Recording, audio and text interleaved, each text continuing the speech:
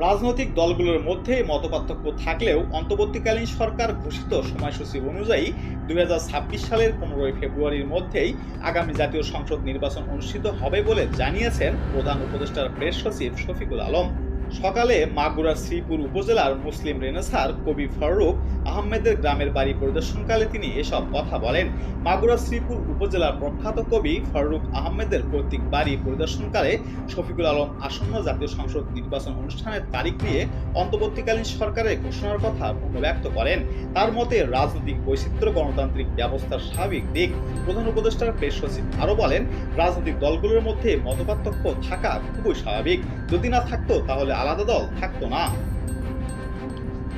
শফিকুল আলম বলেন, দল থাকলে মতপার্থক্য থাকবেই, না হলে ভিন্ন দল কেন হয়? আপনি যদি আমার মতোই হবেন তাহলে তো আপনি আমার দলের করবেন। সেজন্য রাজনৈতিক দলের মধ্যে ভিন্ন মত থাকবেই, কিন্তু আমরা আবারও বলছি নির্বাচন 15 ফেব্রুয়ারির মধ্যেই হবে। তিনি বলেন, নির্বাচনের সময় পেছানোর কোনো সম্ভাবনা নেই। নির্বাচন ফেব্রুয়ারির প্রথমার্ধেই হবে। এটা আমাদের অন্তর্বর্তীকালীন সরকারের একটি কমিটমেন্ট। কেউ যদি মনে করেন যে এটা বানচালের চেষ্টা করবে তাহলে সেটা সম্ভব নয়।